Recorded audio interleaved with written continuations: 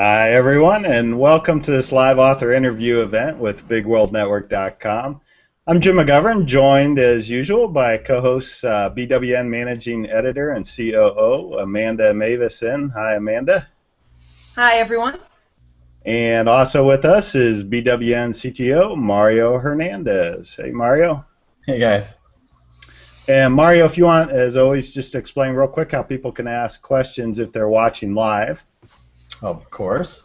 So there's two ways you can do it. If you are a Google Plus member, or if you're watching this now, you can actually ask questions live here by signing in and asking questions. There's going to be like a little prompt and little add-on that goes with this video and this live video. And you can ask questions via email through questions@bigworldnetwork.com. So feel free to send us anything, and we'll get to them as soon as we can. All right, thank you. Well, we're honored to have as our guest today Tof Eklund, author of BWN. Hello. How you doing, Tof? Good to be author here. of BWN series Autumn Harvest, Maiden, and company miniseries Autumn Harvest Tales. Thank you so much for joining us, Tof. Happy to be here. So we'll start with some basic questions, and again, this is informal, so jump in as you want, and we'll kind of go with the flow. But just basics about you. Where did you grow up, and did you write much as a child? So I actually grew up in San Diego, California, sunny San Diego, and lived all over the country since then. I've lived in Dallas. I've lived in West Lafayette, Indiana, and Orlando, where I am now, and also in Gainesville, Florida, which is where I actually did my PhD. I've got a doctorate in English, studying comic books and video games. Awesome! And so I didn't know that. Yeah. And so I've been writing since I was a kid. My first paid publication was in high school. That was a short story about an artificial intelligence that was all, and the whole focus of that story, which won't seem that terribly new to any of you, but felt important to me at the time, was that in this story it's about humans being prejudiced against the AI as opposed to an evil computer that tries to take over the world. I mean, speculative fiction of all sorts has been just a huge part of my life forever. That's what I groove on, and in all media, novels, of course, tons of classic science fiction and fantasy. Read the Lord of the Rings in like 4th grade, and Isaac Asimov's Foundation series soon thereafter, to an increasing interest in all kinds of sometimes stuff that's been more on the margins, queer fiction, queer sci-fi, stuff like that. Yeah, I've been a reader my whole life, and I've been writing for much of that time. I'd forgotten you had your PhD. Should we be calling you Dr. Eklund?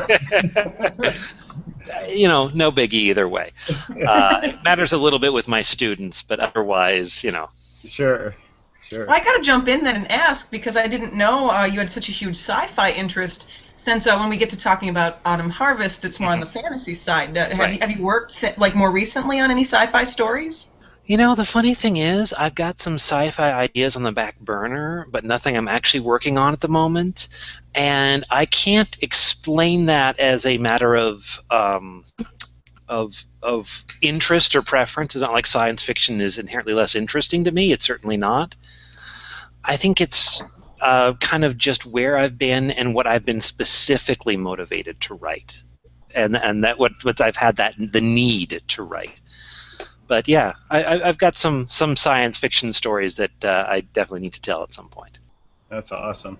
Well, I think other writers and for sure readers are always curious to know, where do authors write? What is your favorite place to write now? I mean, is it formal? Is it anywhere? Starbucks? Well, I'll be honest. A lot of my writing happens in what I call the laboratory, which is just my office at home after the kids are asleep. Because with a 1-year-old and a 4-year-old and a job that keeps me busy teaching, where I do a lot of evaluation of writing, it's often not until, well after dark that I actually have time to work on my own writing. I can't say it's my favorite place. That's just where the bulk of my writing happens now. I definitely have made very good use of coffee shops. And my favorite one, actually, for anyone who's in the area, is Sleeping Moon. Sleeping Moon, for anyone who's here. I love the name of it already. Yeah, it's a local coffee shop. They have art from local artists up on the walls, and most of the time you can actually buy that if you want to support the artist. You're like, oh, I have to have that piece. They do some events there. Yeah. I'm a big fan of the independent coffee shops. I joke about Starbucks. Unfortunately, in Wichita, Kansas isn't exactly the cultural capital of the world, so there isn't a lot to choose from other than Starbucks. There's not a lot of local coffee houses. By the way, I have to tell you, I'm going to steal that from you. I love that you call your office the laboratory. I'm taking that. Where all the experiments happen, right? Yes, exactly. On the science fiction side, I do look at myself as a bit of a mad scientist with my writing. It's kind of I'm putting things together and then suddenly it's alive. No, that's great. Well, tell me about after all of it. What was that, Mario? Hopefully you don't kill yourself in the process too, and that's always the trick. Yes. Yeah. There's only so much sharp utensils and explosive material, right? So tell me about episodic writing. Was that new for you? Does it fit your style of writing? Do you like it? Is it?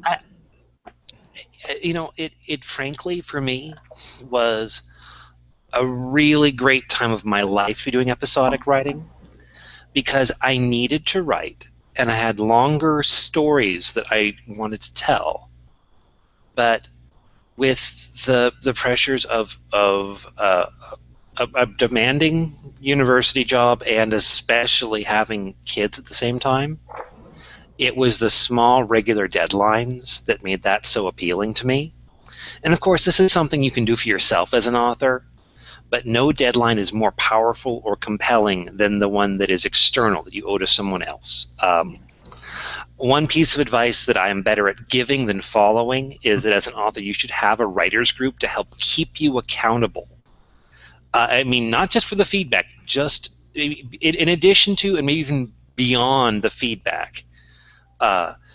Having a writing group allows you to have people who are going to say, hey, so how's that story coming along? Hey, you had 7 chapters of this. It's one of the ways to make sure that something that you got half hacked out during NaNoWriMo and then wrote another couple of chapters of doesn't sit 3/4 complete and never get finished or never get revised. But I also see, here's the thing. Writing for Big World Network was my first experience doing serial writing, but I have had a fascination with serial fiction for a long time. I did my doctoral dissertation part on comic books, and for all that the mainstream superhero serials are not my focus, monthly comics have always been a serial as opposed to, in the more strict sense of it, episodic format. Like a lot of television is either episodic or semi-episodic, meaning that each episode mostly stands on its own, with some degree, ranging from very little to only a moderate degree, of continuity between episodes. Serial fiction is this thing that I've always found fascinating, because a good episode of a serial story is still a complete episode. It still has its own little plot arc to it.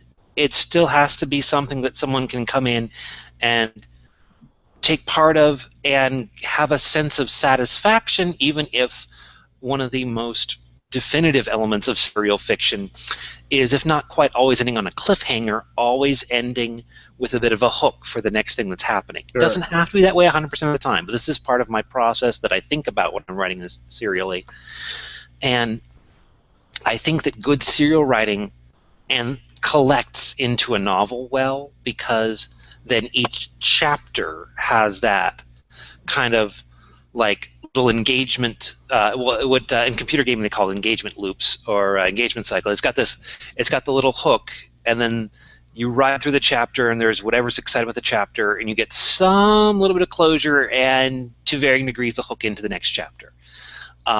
That's not the only way to write long-form prose, but it's an engaging way to write long-form prose. So that's something I would tell to anyone who is curious about serial fiction and whether writing in a serial format is going to get in the way of the story working as a collected whole. I think that if you're doing it well, and part of doing it well is having fun with it, sure, and then it should tend to work. And so yeah, it's actually been a lot of fun for me thinking about that, and I think in many ways it's improved my structure, especially as compared to some of the more academic writing I did in the course getting a PhD, which gets incredibly convoluted and wordy, and you can get halfway through a chapter of a scholarly thesis, and you're like, wait, what now? And that happens sometimes even when it's well written. So this has been, part of it has been a way to kind of get back to accessible writing. I think writing should challenge the reader, but I don't think should be an impenetrable wall that says, okay, if you can climb to the top of this wall, then you can access my insights. That's a very kind of egotistical perspective to have. Yeah, I think dissertations kind of tend to go in that direction, Yeah. But you definitely don't want that with your fiction. No, you don't. Nor does it have it. Your fiction is fantastic. But I like your advice about joining a writer group and kind of keeping the focus there. Although Amanda serves well in that capacity too, and keeping people motivated and on task with the emails. But once again, if anybody is watching live, typically these get watched more on playback on YouTube. But if anybody's watching live, you can ask your questions via questions@bigworldnetwork.com. With that, though, Tof, I'll pass it to Amanda to ask you a few questions. Okay. Because I get the fun part. No, they're all fun questions, right? No, I get to focus the attention on the book and the stories you've done for us themselves, which all started around the main series, Autumn Harvest Maiden, which is the start of what we certainly are looking forward to, the rest of a longer tale. So why don't you start by just telling us a little bit about the history of that project, where the ideas came from.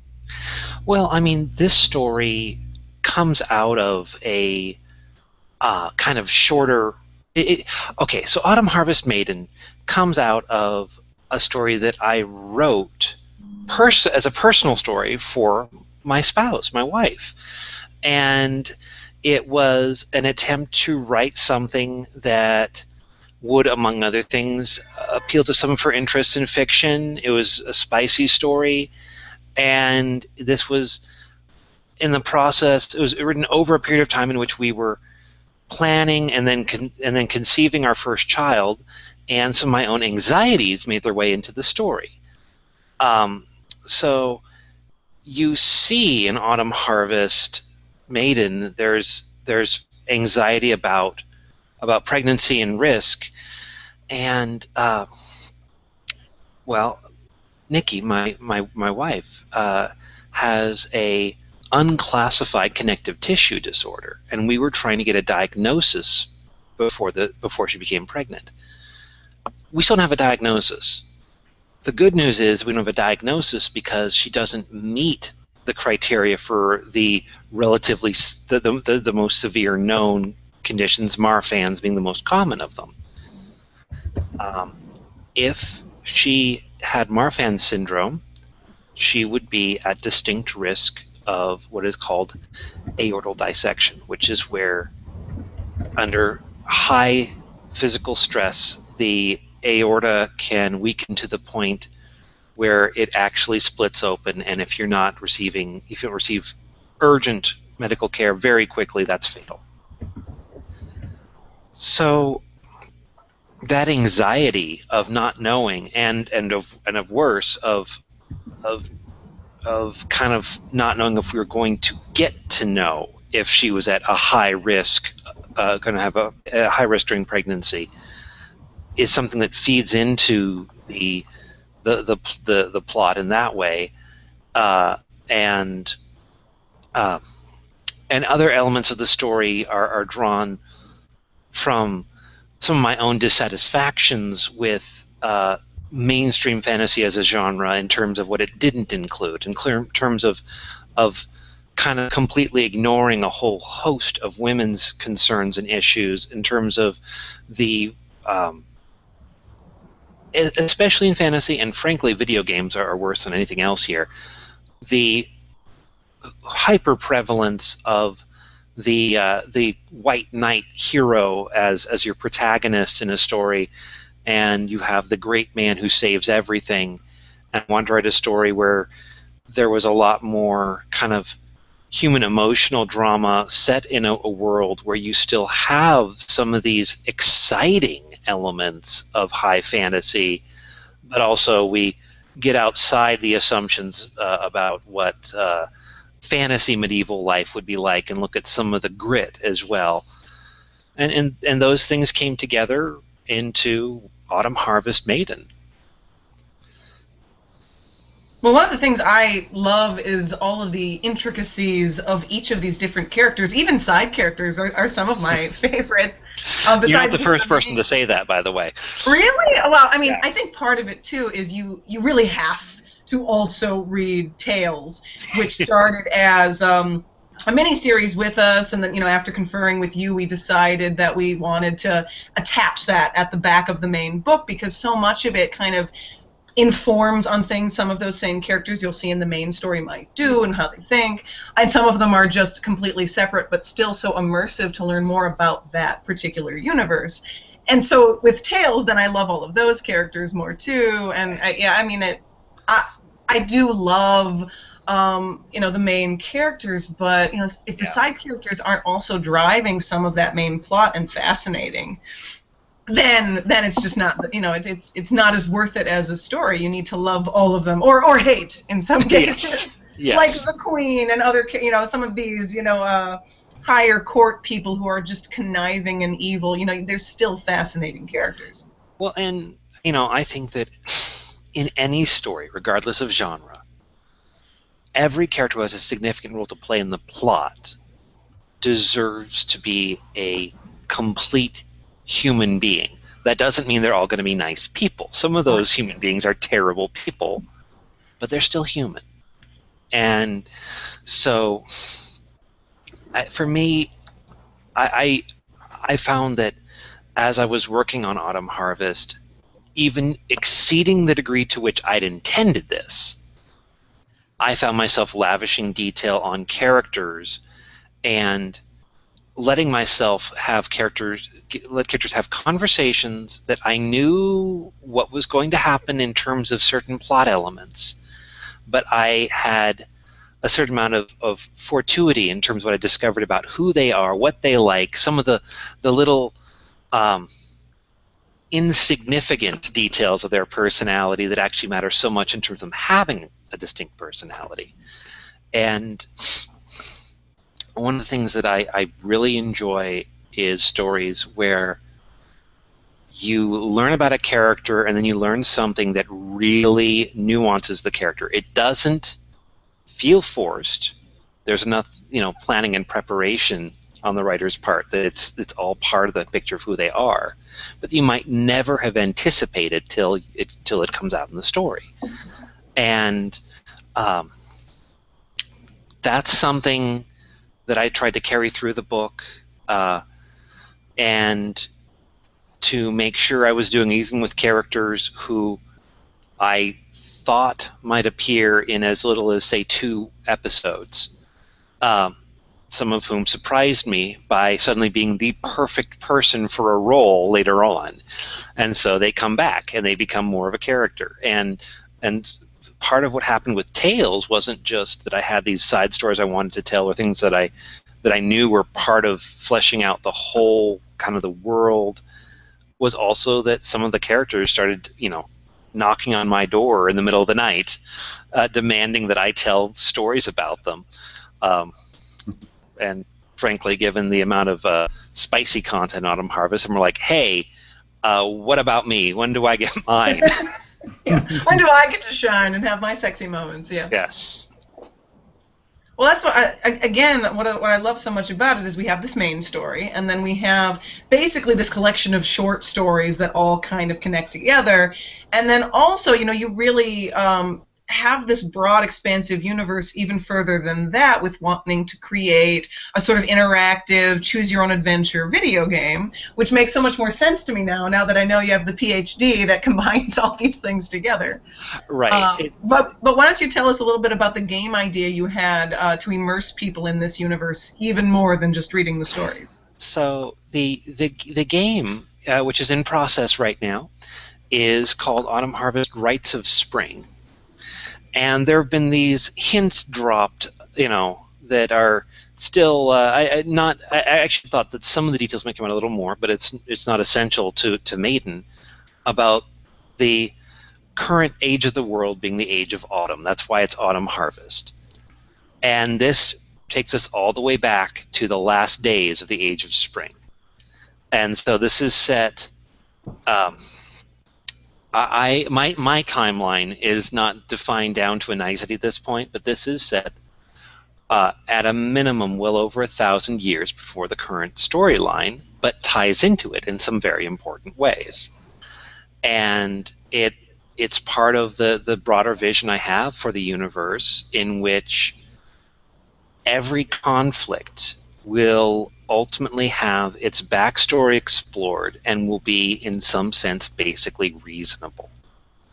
For those of you who've read the book, I think it's easy at this point, if you're at the end of Autumn Harvest Maiden, to see, even though I think I approached it differently, that there are some elements that match up with your kind of supernatural evil in a lot of fantasy.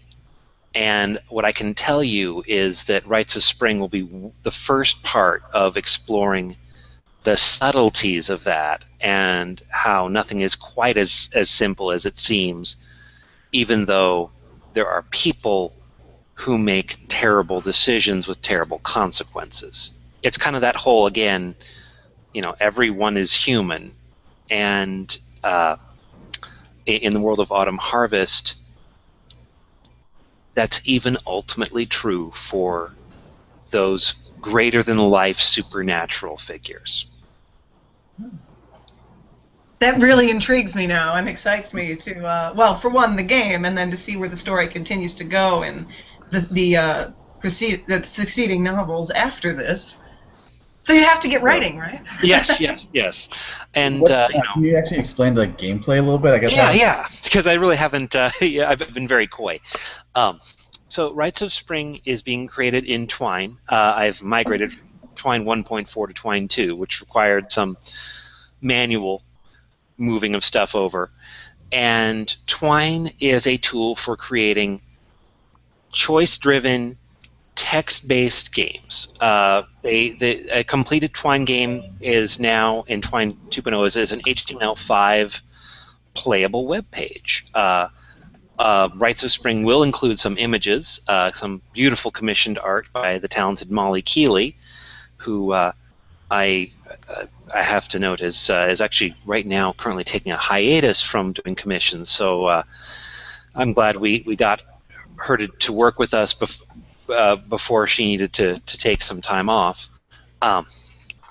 And the player will play as, forgive me for the pronunciation here, because sometimes I know enough about my own characters' names that they're always, almost always, inspired by real-world languages and cultures, but I try to keep a certain degree to which they're never identical to real-world languages and cultures. I'm wanting to do good research into inspirations without kind of appropriating real people's traditions wholesale. It's one of the challenges as a writer. But the player will be playing as Vakasa, who is a relatively recent immigrant from a southern continent that has been devastated by drought, famine, and war, and finds herself in over her head when she is asked to go on a sacred quest for a temple that has been her refuge, dedicated to the divine feminine. The theme of Autumn Harvest, Rites of Spring, in terms of kind of the spicier content, is distinctly lesbian. I've covered a range of sexual orientations and identities. Autumn Harvest Maiden features a straight couple, but we've had gay and lesbian characters and well as some gender non-conforming characters in the Tales stories. So I thought this was a chance to kind of branch out a little, and the goal of it as a game is not primarily to present a puzzle-like challenge, but to present the player options for interaction and to kind of try and model in some ways certain issues of communication and also some issues surrounding sexual identity, including issues of consent in a game, because though I think that there aren't enough games that deal frankly with sex, or a lot of games that have this kind of oddly sublimated sexuality in them, where like sex gets sublimated into violence. I wanted to see if I could write a game that dealt very frankly with sex, and tried, as I've tried throughout Autumn Harvest, to write sex in a way that is healthy and mutual within the fictional world, and responsible in terms of how that relates to our world. So it is, for example, possible to write a story that is a piece of fiction where a character is completely okay with something that might, say, be terribly dangerous to them, because in the fictional world, I don't know, they can't actually be harmed. If you're going to write, that's not unethical, but I wanted, especially in writing some of the more erotic content, to make sure that the way that people relate to each other, including intimately in Autumn Harvest, relates to real-world human relations that are healthy, as opposed to coming up with fictional reasons to have things that are exciting but might be unhealthy or unsafe in real life.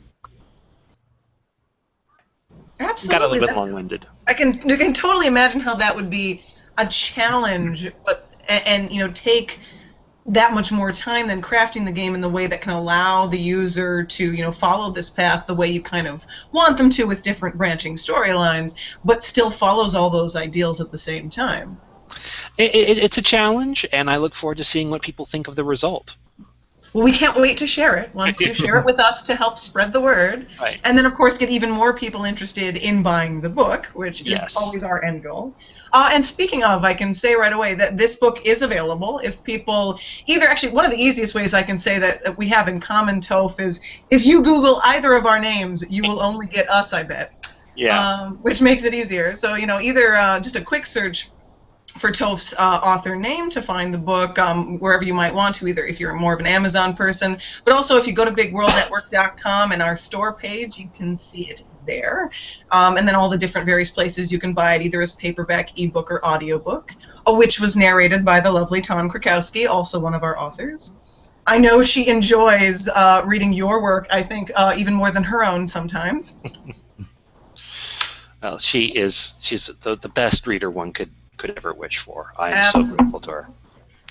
And then actually now I'm going to pass it to Mario so he can go over some of the other places people can find more things about you, and then if we miss any, let us know of other sites to find your work. Yeah, so we got a few listed on here, and let me know if I pronounce any of these wrong or if they're incorrect. So we got www.Tof Eklund, which is TOFEKLUND.net. That's correct. Is that a primary site you use, or is that... that is my kind of home on the web, and I'll be frank, I update my social media accounts more often than my personal website. I'm trying to bring those things back into balance. Gotcha. Yeah, we do have those too. I mean, at Tof Eklund on Twitter. Your Facebook is actually facebook.com/Professor Eklund. Correct? It was available. Yeah, it was available. You didn't go straight for Dr. Eklund. Now I'm going to think of that every time. I'm trying to remember now. Go ahead, Mario. Sorry. No, you're good. And you have a link to your, I don't even want to try it because it's the long number and everything, but there should be a link to your book page. You have a page just for your book, right? Right.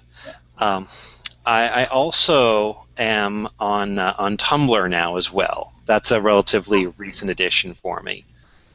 And let's see, what is my Tumblr address? Well, if you get on Tumblr and search for Tof Eklund, it may actually be run. It's tofeklund.tumblr.com. So TOFEKLUND.tumblr.com. So. Gotcha. Okay. Very, very good. Is there anything else? Or that's pretty much? I don't want to miss anything. No, that's how you find me online. Okay. Those are the best ways to get a hold of me or to follow my work. Very good. Let's see. So we always have these BWN5 questions that we like to ask all our authors. So we always want to know how you like to consume your literature and everything. How is it? Ebook, audiobook, paperback, hardcover? What's your flavor? Oh, I'm kind of an omnivore. I like that. If you were to come to our house, you would see shelves upon shelves of books. I do like, when I can, to get a hardback edition or trade paperback edition, depending, of all of my favorite books. Though I've found that these days it is often easier for me to find the opportunity to read ebooks, and audiobooks are a favorite of mine when I have the circumstances that allows me to listen. With audiobooks, I go through cycles where it depends on what else I'm doing in my life, things like how I'm commuting and how long my commute is, and other factors like that, where I will just devour audiobook after audiobook, and then, perhaps spend months or years before the next audiobook that I read or listen to. So yeah, it's kind of circumstantial, but I would say that I find ebooks and audiobooks to be the most convenient for me, depending. But I do love to have print, and I'm definitely one of those people who really enjoys seeing my favorite authors and seeing if I can get them to sign something. I like that. That makes me happy. Yeah, because your Kindle will get full after a while of signatures all over the back. Yeah. And no, I totally feel you. I mean, when a system goes down, all you're going to have is your paperback and hardcover, so, I was going to have those. Do you have a favorite book that you really inspired you, that you really like, that you just read for pleasure? What? Let's see. I have a number of favorites. I would say that right now, something that is, I have a couple of favorites, including my favorite comic book at present is Saga by Brian K. Vaughan and Fiona Staples. That is my favorite comic book, hands down. Of all the things that are coming out, everyone should read everyone should read Saga. I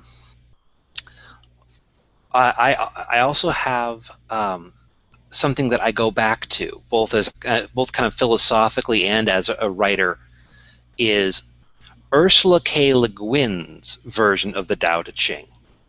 Le Guin, the author of Left Hand of Darkness and The Dispossessed, did an edition of the Tao Te Ching that is timeless and yet very contemporary, and that is something that I have, actually. You want to talk about audiobooks, that she did a reading of it that came, there's a book with an audiobook bundled together, and I will go to that when I need to clear my mind. If I'm not going to actually meditate, that is one of the most calming, clearing experiences I have. It's one of my go-tos. So when I need to clear out all the anxiety before I sit down to write, reading from or listening to that is very helpful to me. And I think that's something that is important for every writer. What it is varies across the entire spectrum of human experience, but being able to prepare your headspace as well as your physical space for writing. And there's so many other things I could cite. But I'm going to stop right there, or I will go on for an hour and a half. Well, we got time. No, I'm just kidding. So our next question is, we only have one book from you right now and everything, and you probably have other stories out. But would you live in any of your stories or any of the places that you've created? See, that's a really interesting question. I can remember as a child, way back when I read Tolkien for the first time, thinking just how much I wanted to live in Middle-earth, which is actually a very funny thing if you think about it, because the Middle-earth of Lord of the Rings is a world at war where everything's in danger of being destroyed utterly. There are things from the worlds I've written that I would love to see more of. But I don't know if pulling elements from your world into ours rather than just boom popping yourself into that world. Yeah, I think a lot about the way that fiction relates to how we understand our own world. And I think that's one of the most important things fiction can do, is help us, take a breath and see a different way of being that is actually very, very related to our own. When the writing is good, science fiction and fantasy can sometimes be actually more about the world we live in than some realistic fiction can. And I would hope that in the course of my own lifetime that we see some of the things that inspire me come to pass, and not too many of the ones that I fear. And those hopes and fears are all over the things I write. It's not in perhaps straightforward ways. I don't intend to be dogmatic or preach to anyone, but these are the hopes and fears are it's why I write. It's not the only reason, but it's such a huge part of it. Yeah, no, definitely. I mean, I know that you've been watching these stories and movies. I'm a big movie guy, and that even though they're fictional, they still have that. That's what we do if we were in those situations. That's how we would react. That's what humans do. We're still human even in these fantasy worlds or whatever. So very cool. I like that's great. Do you have someone who inspires you a lot in your life? That's kind of a trick question, being married with children, but yes. Yes. Well, I mean, I couldn't do anything without the support of my spouse. But when it comes to inspiration, well, okay. So our youngest is a year old. She's not talking yet. But the kind of open, free play to the stories my 4-year-old tells me reminds me of just how much I still have to shake and crack and kick free of the ways I have learned to shackle my own imagination over the years. And I'm not saying that every story should be as wild as, let's see, winds that eat fish but only to protect them, but the fish still don't want to be caught in the wind, or robot factories that inevitably anything that is cool or is troubling in real life becomes part of my 4-year-old's robot factory, and that's part of how he processes it and makes sense of it. And so I see that kind of in a loose sense of the term, mythic power of storytelling, and that kind of just anything goes, totally influenced by what the inputs are, but anything goes sense of imagination. In my 4-year-old's kind of budding narratives, and it does remind me of just how free, in a very specific, not all-inclusive sense, human beings can be, and how much we should try to find and help others find that kind of freedom. Yeah, I like that. Oh, very well said. That's. Thank you. Tons of the stuff you've been saying today is just really. I could listen to you talk for a while. So I know you're holding back a little bit, and we appreciate it. But one of these days, maybe we'll just talk or something. That sounds great. We need to have like a BWN convention and get everybody just together. That would be amazing. Yes. Yeah, that would be very, very cool.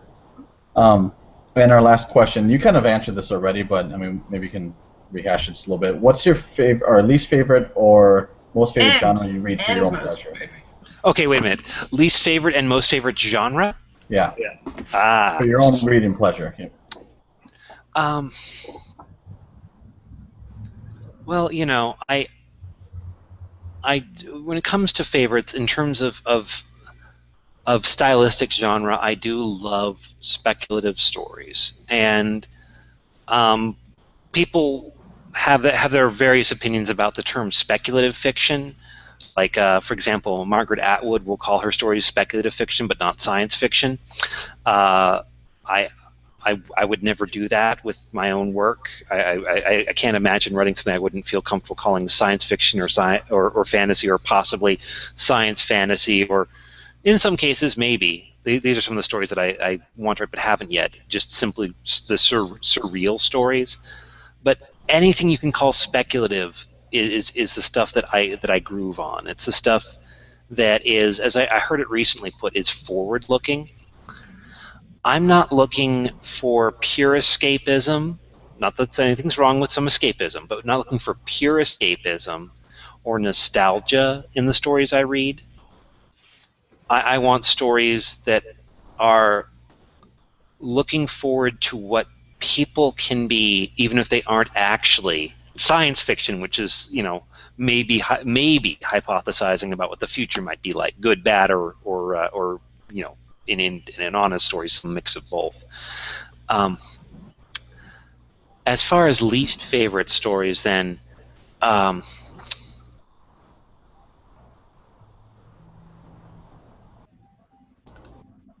that's a little tricky. I don't know if I can kind of really solidly nail down a specific genre. What I do find is that I don't like is stories that use their setting as an excuse to talk about all kinds of horrible things without dealing with them. This is not necessarily a inherently invalid, but like if a story is going to involve a rape, I want the story to find a way to do something about that. And unless there's a damn good reason, I don't want the narrative to be explicit about the rape. That's a preference. It's a personal preference. That's about what I like. That's not about what should or should not exist. But I feel the same way about a whole bunch of other things. Like if I am, whether it's a movie, a television series, a comic book, a novel, I don't demand that every wrong be righted. And I don't demand that every plot line or potential issue be resolved. But when I feel like an author is set a story, say in a post-apocalyptic setting, and then because it's a post-apocalyptic setting, There are some bad people who torture everyone they capture, and we spend pages and pages dealing with that. I lose interest. I don't want to read that story. If the same story in the same setting, where you have some sort of apocalypse and you've got some terrible people doing terrible things, I do want to know why they're doing those things. I don't want a close-up of the terrible things, and I want to know what other people are trying to do about that. If there's no trying to do something about that, regardless of success or closure, I'm probably not interested. I gotcha. I feel you. Yeah. So yeah, those are the 5, and thank you so much, Tof. Seems like a sort of somber heavy note, and but no, I completely agree with you in that sense. It's not that bad things can't happen in books, obviously, or that villains can't do bad things, but how that's treated and the setting around it, and absolutely. Yeah. So if I want to end on a happier note, I would say my favorite coffee is Illy Espresso, and my favorite cognac is Mew Cow VSOP. So if anybody wants to send some stuff to him, that's what he wants. Yes, please. Any fan mail can include either of those things. Yes. Sure. Check to make sure that you can ship hard liquor from where you are. I don't want you getting in trouble or the breaking. Yeah. Well, Tof, it's been a pleasure having you on. This has been a lot of fun. And a reminder to everyone, please buy Tof's book. You can, again, find it on Amazon or on the Big World Network website. You can check out his series there. And we want to remind everybody, if you want to keep up on upcoming interviews and everything Big World Network, we have a monthly newsletter that goes out. To sign up for that, actually, any individual episode page on BigWorldNetwork.com has the sign up where you can enter your email to get the newsletters. We promise we don't spam you. It's just one newsletter a month. So, but Tof, Dr. Eklund, it was a real pleasure. We enjoyed this very much. Thank you, Jim. You did, and like I said, it's not a big deal to me. You did actually say he. I do prefer gender-neutral pronouns. For those of you who may be watching or listening, I'm non-binary transgender. And actually, I've got one more bit of a spoiler for you folks. Not a spoiler, a teaser. Is that I have a major Autumn Harvest story in mind, something after the game that will involve a transgender protagonist. Ooh. So that's something that I've been circling around writing and hadn't been ready to take the plunge on, and yeah, it's time. So, very cool. All right. Even more reason to wait and check out BWN when new things might appear, and check out all of Tof's networks of various ways to get a hold of Tof's content. Very true. All right. Thanks a lot. We'll see everyone next time. Thank you.